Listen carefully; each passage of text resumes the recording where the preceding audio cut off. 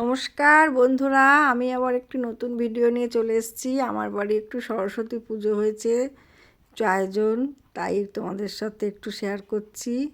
আমার ছেলে এই ঠাকুরটি নিয়ে এসছে, আমার খুব পছন্দ হয়েছে, ভীষণ ভালো লেগেছে ঠাকুরের মূর্তিটি। আমরা সকাল সকাল পুজো, সরস্বতী পুজো মানেই তো সকাল সকাল পুজো, তাই জোগাড় করতে বসে গেছি। এবং এটা হচ্ছে প্রথমে একটু দুধ আর গঙ্গা জল মিশাচ্ছি দোয়াত সাজাবো বলে।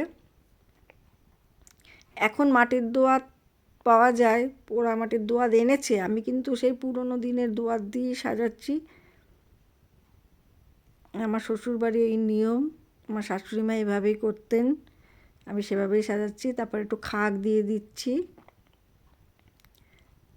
খাক দিয়ে তারপরে দেব জবের শীষ,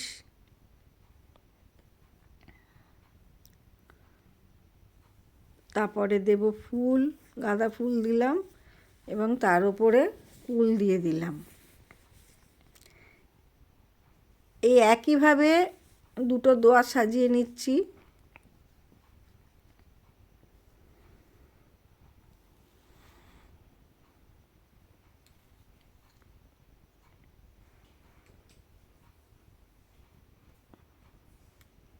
এবং এটি ঠাকুরের সাথে দিয়েছিল মালাটি, সেটি পরিয়ে দিলাম।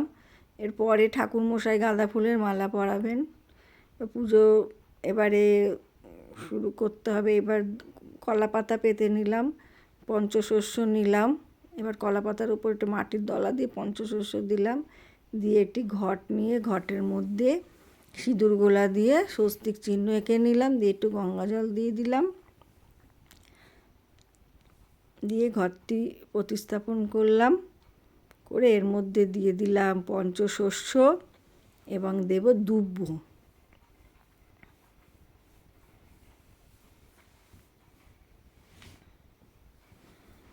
এবার এটা আমের শাঁখা নিলাম, আমের শাঁখার মধ্যে একটু সিঁদুরগোলা দিয়ে বিন্দু বিন্দু দিয়ে দিলাম।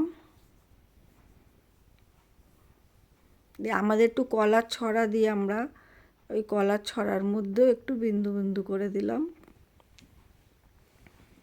সিঁদুর গোলা দিয়ে। এবার একটা ডাব নিলাম, ডাবের মধ্যে একটু স্বস্তিক চিহ্ন এঁকে দিলাম।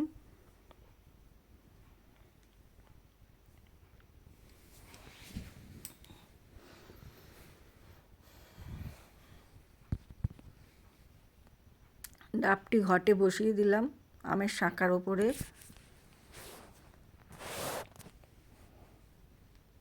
এরপরে একটি নিয়ে নিলাম পুষ্পপত্র, তার মধ্যে পঞ্চশস্য দেওয়াই ছিল, কালো তিল দিলাম আর একটু দিলাম আতপ চাল এবং এই যে পলাশ ফুল দিলাম এবং গাঁদা ফুল, নানা রকম ফুল দিলাম।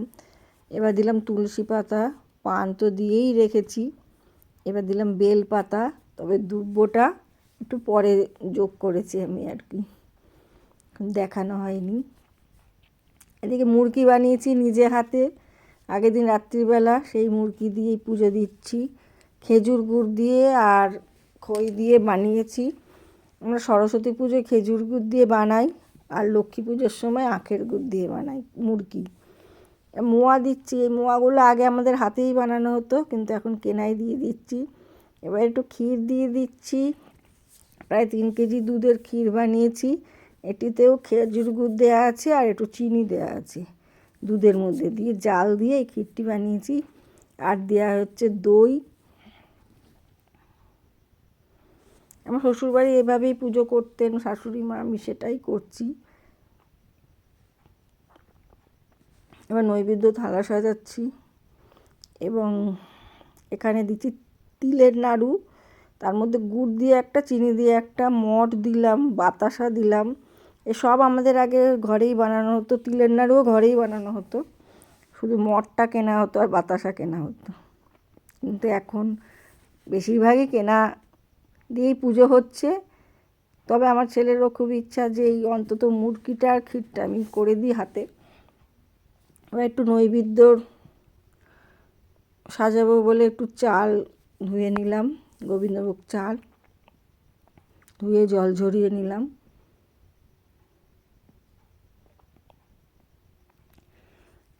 সকাল সকাল পুজো, সরস্বতী পুজো মানেই সকালবেলা পুজো, তাই জন্য তাড়াহুড়া লেগে যায়।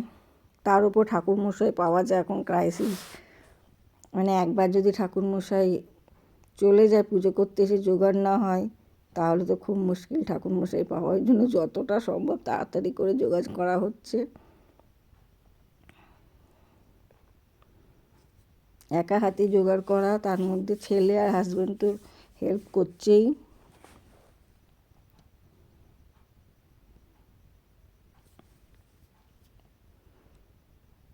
খুব তাড়াতাড়ির মধ্যেই আমি গোছাচ্ছি।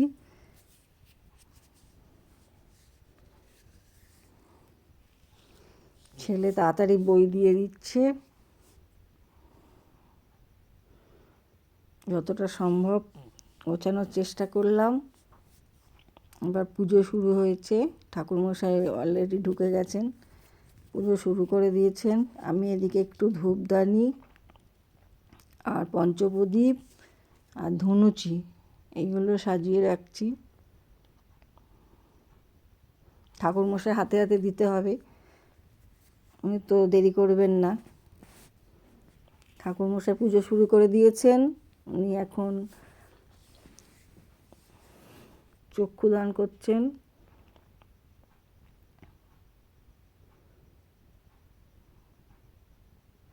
ঠাকুরমশাই পাওয়া মানে খুবই কষ্টকর ব্যাপার, যেমন লক্ষ্মী পুজোয় তেমন সরস্বতী পুজোয়। তবে আমরা পেয়ে গেছি, উনি আমাদের আমার হাজব্যান্ডের বন্ধু। যথেষ্ট ভালোভাবেই পুজো করেছেন, অনেকটা সময় নিয়ে করেছেন। আমি তো কেটে কুটে দেখাচ্ছি, ভিডিওটা বেশি বড় করব না বলি।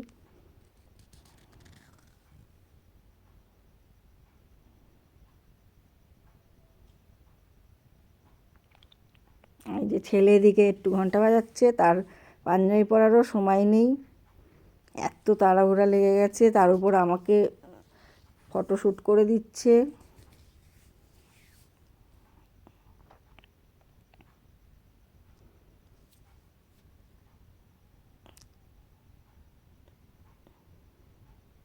জয় মা সরস্বতী। পুজো শেষ হলো। ভিডিওটা তোমরা কেমন লাগলো প্লিজ কমেন্ট করে জানিও। নমস্কার।